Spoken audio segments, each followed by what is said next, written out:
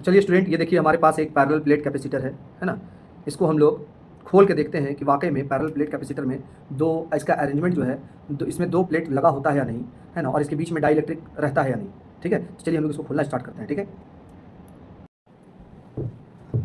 Hello student, चलिए आज हम आप लोगों के लिए फिर से क्लास 12 फिजिक्स से फ्रॉम सेकंड चैप्टर, कौन सा चैप्टर, सेकंड चैप्टर से एक बहुत ही मोस्ट इंपॉर्टेंट टॉपिक जो कि होगा कैपेसिटर और कैपेसिटेंस और उससे रिलेटेड जितना भी डेरिवेशंस है वो सब हम लिख रहे हैं। और ध्यान से देखिए ये टॉपिक क्या है, ये है कैपेसिटर। ये टॉपिक क्या बता रहा है, कैपेसिटर। और कैपेसिटर होपफुली हम लोग कंडेंसर को कहते हैं। किसको कहते हैं, कंडेंसर को, जो अक्सर हम लोग पंखा वगैरह में देखते हैं ना, यही है कैपेसिटर। ये एक्चुअली में तीन तरह का होता है पैरेलल प्लेट कैपेसिटर, एक होता है स्फेरिकल कैपेसिटर, एक होता है सिलिंड्रिकल कैपेसिटर। ये जो हमारे हाथ में है वो है सिलिंड्रिकल कैपेसिटर। बेसिकली क्लास 12 में जो हम लोग को पढ़ना है वो है पैरेलल प्लेट कैपेसिटर। वो भी मेरे पास है, ये देखिए आप लोग, ये देख रहे हैं, ये है हमारे पास पैरेलल प्लेट कैपेसिटर। तो आज हम लोग इसको थोड़ा सा खोल के भी देखेंगे कि जो कैपेसिटर के बारे में बात बोला जा रहा है क्या वो सही भी है या नहीं। चलिए बिना देरी के हम लोग शुरू करते हैं इस टॉपिक को।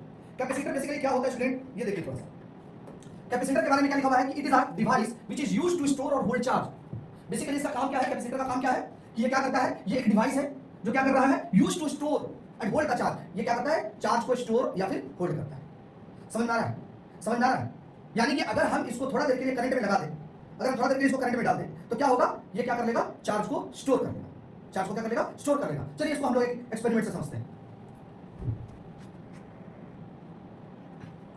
तो चलिए हम लोग इस चीज को एक एक्सपेरिमेंट से समझते हैं। ये हमारे पास एक एक्सटेंशन बोर्ड है और ये हमारे हाथ में एक कैपेसिटर है। तो हम देखते हैं कि क्या ये इसके पास चार्ज होल्डिंग कैपेसिटी है या नहीं। कैपेसिटर उसी को कहते हैं हम लोग, क्या कहते हैं, ये एक डिवाइस है जो क्या कर सकता है, चार्ज को स्टोर कर सकता है। तो चलिए हम लोग देखते हैं कि क्या इसके अंदर चार्ज आएगा या नहीं। अभी हम लोग देखिए, अभी अगर हम ये दोनों को, इसका माइनस और प्लस को अगर हम लोग टच करेंगे तो देखिए कोई भी स्पार्क शो नहीं कर रहा है, इसका मतलब चार्ज इसमें भी जीरो है, चार्ज नहीं है। समझ में आ रहा है, समझ में आ रहा है। अब हम लोग क्या करने वाले हैं, इसमें क्या करेंगे, इसको थोड़ा देर के लिए चार्ज कर रहे हैं।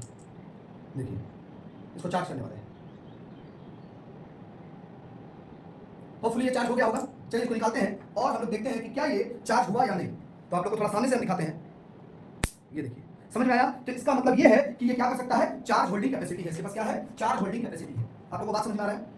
तो कैपेसिटर बेसिकली क्या होता है, ये एक डिवाइस होता है जो क्या करता है, चार्ज को होल्ड करके रखता है। ठीक है, it contain two opposite charge metallic conductor at a finite separation. इसमें क्या होता है कि दो opposite metallic charge, opposite charge metallic conductor को हम लोग क्या करते हैं, एक छोटा सा दूरी पर, एक छोटा सा डिस्टेंस पर, फाइनाइट डिस्टेंस पर क्या करते हैं, इसको प्लेस कर देते हैं। समझ में आ रहा है। दो अपोजिट मेटालिक चार्ज को क्या करते हैं, कंडक्टर को क्या करते हैं, एक छोटा सा सेपरेशन में क्या कर देते हैं हम लोग, इसको पुट कर देते हैं, रखते हैं। ठीक है, ये बेसिकली तीन टाइप का होता है जो कि हम बात कर चुके हैं, एक parallel plate capacitor, spherical capacitor और सिलिंड्रिकल। बेसिकली हम लोग को यहां पे बात करना है वो है पैरेलल प्लेट कैपेसिटर। तो अगला क्वेश्चन आ रहा होगा सर कैपेसिटेंस क्या होता है। सर अगर कैपेसिटेंस के बारे में बात करें, कैपेसिटेंस के बारे में बात करें तो कैपेसिटेंस क्या होता है, ये कैपेसिटर का कैपेसिटी को बताता है। कैपेसिटेंस क्या करता है, कैपेसिटर का कैपेसिटी को बताता है कि भाई ये कितना चार्ज को होल्ड कर सकता है। समझना है। ये देखिए क्या लिखा है डेफिनेशन में कि इट इज द कैपेसिटी, ये क्या है, कैपेसिटी है of a capacitor to hold the charge. क्या करता है, ये चार्ज को होल्ड करता है, जिसको सी से डिनोट करते हैं हम लोग। और इसका ऐसा यूनिट क्या होता है, कूलम पर वोल्ट या फिर फैराड भी बोलते हैं। समझ में आ रहा है सबको, समझ में आ रहा है। तो चलिए हम लोग एक डेरिवेशन करते हैं जो कि होगा पैरेलल, ये तुम्हारा capacitance of an isolated spherical conductor.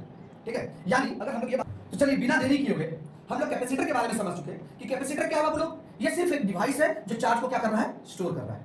समझ में आ रहा है। और कैपेसिटेंस क्या है, तो इस डिवाइस का कैपेसिटी के बारे में बात करता है।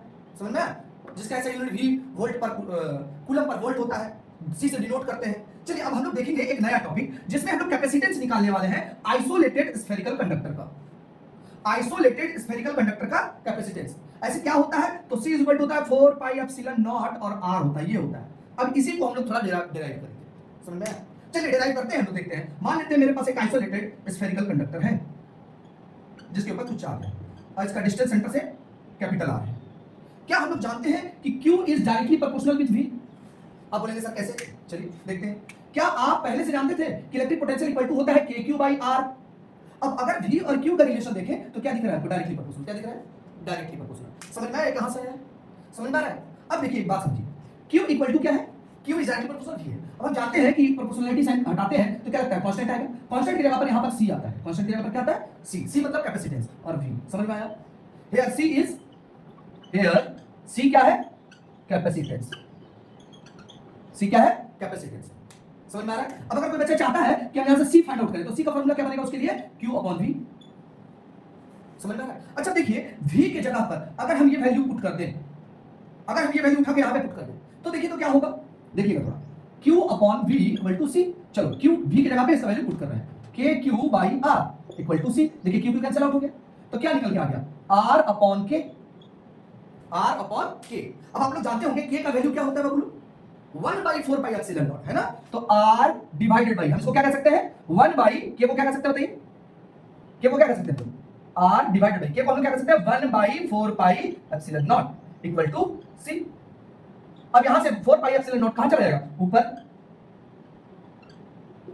देखिए प्रूफ हो गया। यानी याद रखना है कि कभी भी आइसोलेटेड स्फेरिकल कंडक्टर के बारे में पूछा जाएगा कि उसमें कैपेसिटेंस बताइए, तो आप कहेंगे 4 पाई एप्सिलॉन नॉट इनटू R। ये एयर के लिए, वैक्यूम के लिए होगा, किसके लिए होगा, एयर या फिर वैक्यूम के लिए। सर अगर कोई मीडियम के बारे में बात करेंगे, अगर इसको मीडियम में रख देंगे तब इसके पास कैपेसिटेंस कितना होगा, तब उस समय आप यूज करेंगे 4 पाई एप्सिलॉन नॉट की जगह आप यूज कर लीजिए epsilon naught into epsilon R। ये आप लोग फर्स्ट चैप्टर से जानते होंगे कि ये कहां से आया, क्योंकि अगर मीडियम का बात की है, अगर हम मीडियम का बात की है तो यहां पर एप्सिलॉन मीडियम लिखेंगे हम, और एप्सिलॉन मीडियम का फार्मूला होता है epsilon naught into epsilon R। Relative, ये क्या है, परमिटिविटी ऑफ वैक्यूम, और ये है रिलेटिव परमिटिविटी, और R इक्वल टू C। ये किसी मीडियम के लिए हो गया, ये कैपेसिटेंस किसके लिए होगा, किसी मीडियम के लिए, ये वैक्यूम और एयर के लिए। समझ में आ रहा है सबको।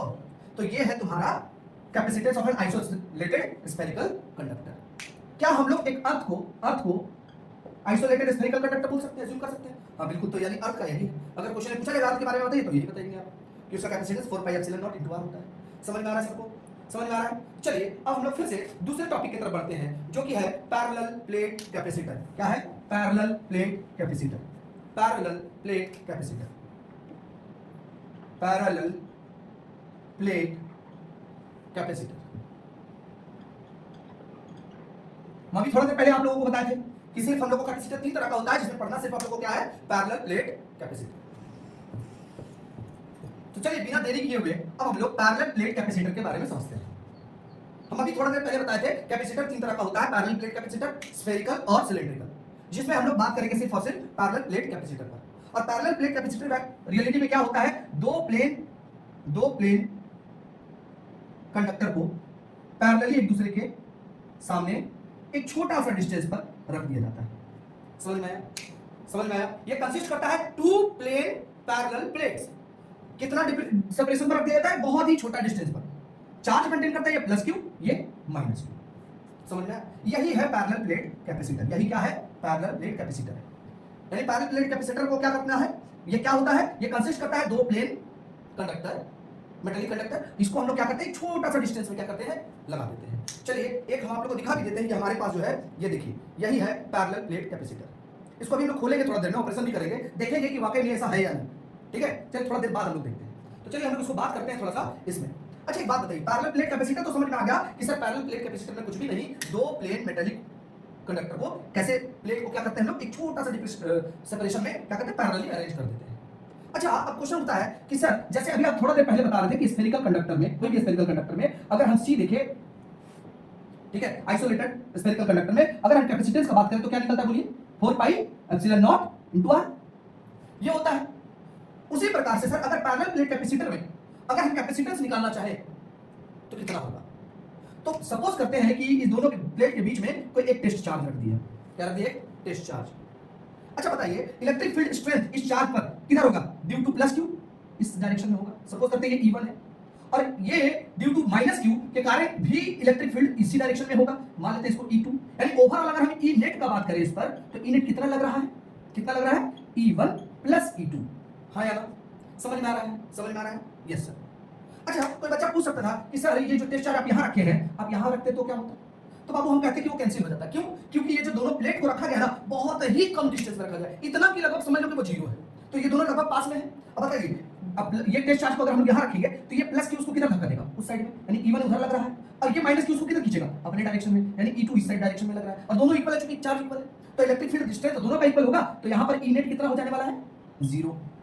तो इसीलिए हम लोग चार्ज को कहाँ रख रहे हैं, इन बिटवीन। कहाँ रख रहे हैं, इन बिटवीन, बीच में अगर रखें तो क्या होगा, तो उसका कैपेसिटेंस कितना होगा, समझ में आ रहा है। तो हम देखना चाह रहे हैं कि कितना होगा, तो उसके लिए हम पहले ये चेक कर रहे हैं कि भाई उसमें E net electric field strength total कितना आ रहा है, कितना फोर्स फील कर रहा है, समझ में आया। अच्छा एक ई नेट के बारे में हम ये भी कह सकते हैं इसको कि ई नेट इक्वल टू हम कह सकते हैं कि V अपॉन डी होता है, V upon D. Potential difference upon electric potential upon ये डिस्टेंस। ये एक्चुअली माइनस साइन के साथ होता है, लेकिन माइनस हम लोग लिखेंगे नहीं क्योंकि ये हम लोग स्केलर पे बात कर रहे हैं, डायरेक्शन बताता है माइनस सिर्फ। या आपको पहले चैप्टर में पढ़े होंगे या इसी से सेकंड चैप्टर में ही आगे में दिया हुआ है, अब उसमें जानेंगे इलेक्ट्रिक पोटेंशियल। खैर पोटेंशियल ग्रेडियंट में टॉपिक है। तो आप देखिए ई नेट इक्वल टू क्या होता है, माइनस क्यों नहीं समझ में आया, equal to V upon D, equal to V upon D. कहीं डायरेक्शन से ले लेते ना यहाँ पे नहीं, इसलिए माइनस नहीं ले रहा है, ठीक है। अच्छा एक बात बताइए, ई नेट यहाँ से ये आ रहा है और यहाँ से ये आ रहा है, दोनों तो एक ही बात कर रहे हैं, हम इसी का ई नेट के बारे में बात कर रहे हैं। हाँ सर, अब एक बात बताइए E1, यहाँ पर अगर हम E1 लिखना चाहें तो E1 कितना होगा, E1 कितना होगा, तो याद करिए E1 आप लोग क्या पढ़े थे, electric field strength of a infinite plane sheet का फर्स्ट चैप्टर में, वो आया था सिग्मा अपॉन 2 एप्सिलॉन नॉट, ये आया था। उसी प्रकार से अगर हम इसका भी बात करें तो कितना होगा, सिग्मा अपॉन 2 एप्सिलॉन नॉट, यानी कि इसका भी वही है और इसका भी वही, क्योंकि चार्ज सेम है, तो क्या कहेंगे हम लोग, sigma upon 2 epsilon not plus sigma upon 2 epsilon naught, सही है।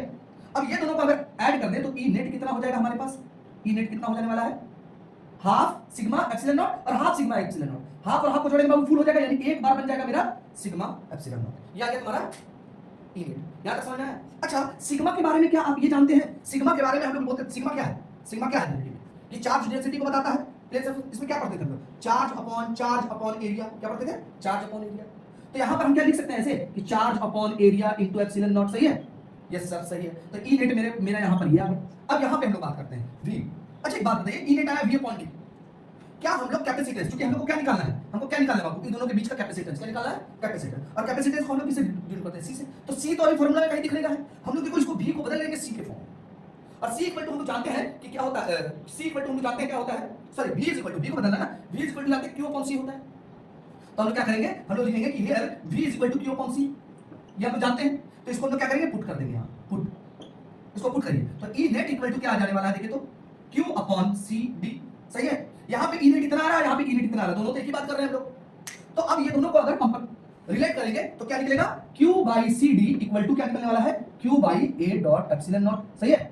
दोनों तरफ Q क्या हो गया, कैंसिल हो गया। अब बताइए इसको इधर से पलट देंगे तो सी डी इक्वल टू उधर भी पलट आ जाएगा बाबू, ए इंटू एप्सिलॉन नॉट, यानी अगर कैपेसिटेंस निकालना चाहे तो क्या निकल के आ रहा है, देखो तो A into epsilon naught upon D, ये निकल गया हमारा कैपेसिटेंस।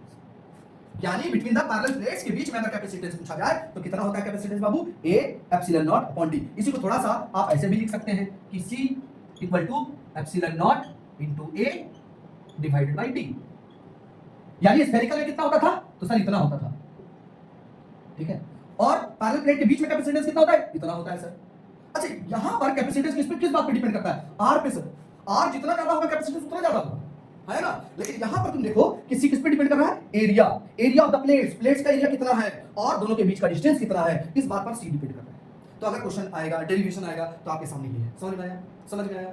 ये था प्लेट के बीच में कैपेसिटेंस निकालना, समझ में आया।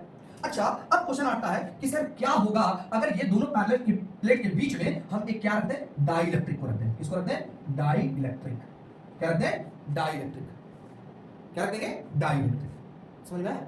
डाइलेक्ट्रिक बेसिकली क्या करेगा, ये दोनों को मिलने से रोकेगा, यानी ऐसा मीडियम रखते हैं जो ये दोनों का इलेक्ट्रिक फील्ड को क्या कर रहा है, पहले जितना इलेक्ट्रिक फील्ड था वो उतना नहीं रहेगा, क्या अब कौन आ गया है, डाइलेक्ट्रिक आ गया, ये दोनों को मिलने नहीं देगा, समझ में आया। तो जब डाइलेक्ट्रिक आ जाएगा तो उस समय सर कैपेसिटेंस कितना होगा इसका, तो उस समय कुछ भी नहीं, नया कैपेसिटेंस जो होगा सी डैश मान लेते हैं, वो क्या होगा, पुराने वाले जो कैपेसिटेंस होगा, मान लो उसको सी नॉट बोले, पुराना वाला कितना था, सी कितना था, ई नॉट ए इनटू डी, तो पुराने वाले का डाइलेक्ट्रिक से इतना टाइम्स ज्यादा हो जाएगा, के टाइम्स ज्यादा होगा, पुराने वाले का कितना टाइम्स ज्यादा होगा, के टाइम्स ज्यादा होगा, और के यहाँ पे क्या है, डाइलेक्ट्रिक, के यहाँ पे क्या है, डाइलेक्ट्रिक, समझ में आया। अब इसका डेरिवेशन हम लोग अगले दिन बात करें। तो चलिए हम लोग बात करते हैं पैरेलल प्लेट कैपेसिटर का।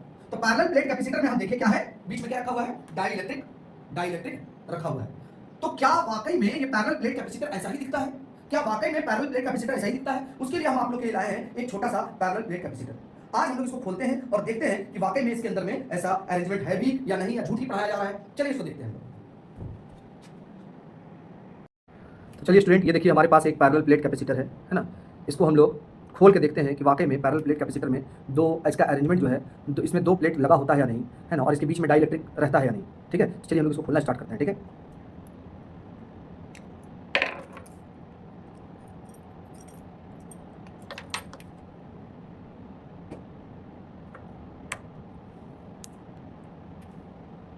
देखिए इसका बाहर का लेयर जो है हम उतार रहे हैं, ये मेरे पास 47 माइक्रोफैराड का कैपेसिटर है जो 25 वोल्ट पोटेंशियल डिफरेंस रखता है, जनरेट करता है। ठीक है, अभी इसको देखते हैं हम लोग।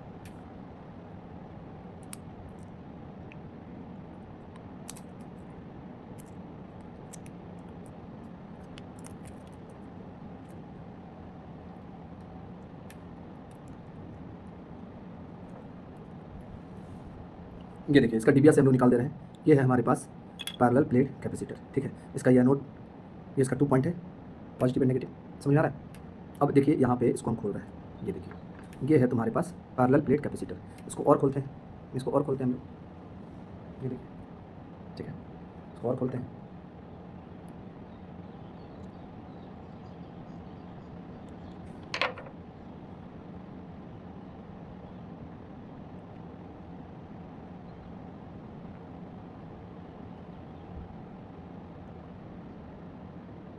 ये देखिए बाबू लोग, ये इसका डाई इलेक्ट्रिक है। ये देखिए इसका डाई इलेक्ट्रिक ऑक्साइड से, ये एक्चुअली मेटेलिक ऑक्साइड है।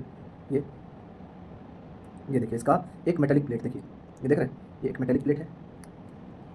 ये देखिए इसका खुल रहा है ये देखिए, समझ रहे हैं।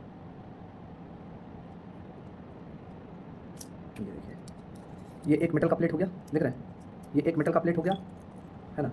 ये एक मेटल का प्लेट हो गया और दूसरा मेटल का प्लेट। अब देखिए ये मेटल का प्लेट और इस मेटल का प्लेट में, ये दोनों प्लेट में देखिए डिफरेंस कितना कम है, कितना कम डिफरेंस है, देख रहे हैं आप लोग, ये बहुत ही कम डिफरेंस है। और देखिए इसी के अंदर में एक देखिए ये प्लेट है और ये प्लेट एक अंदर में जो है, उस प्लेट के बीच में देखिए डाई इलेक्ट्रिक है। क्या है? डाई इलेक्ट्रिक है। इसको भी निकालते हैं हम लोग। ये देखिए एक मेटेलिक प्लेट निकाल दिया है। अब दूसरा मेटेलिक प्लेट देखिए, ये डाई इलेक्ट्रिक आ गया। उसके बाद ये देखिए, ये देखिए, ये देख रहे हैं, ये दूसरा मेटेलिक प्लेट ये निकल रहा है, समझे। तो ये है हमारा एक मेटेलिक प्लेट और ये है तुम्हारे पास दूसरा मेटेलिक प्लेट, समझ गए।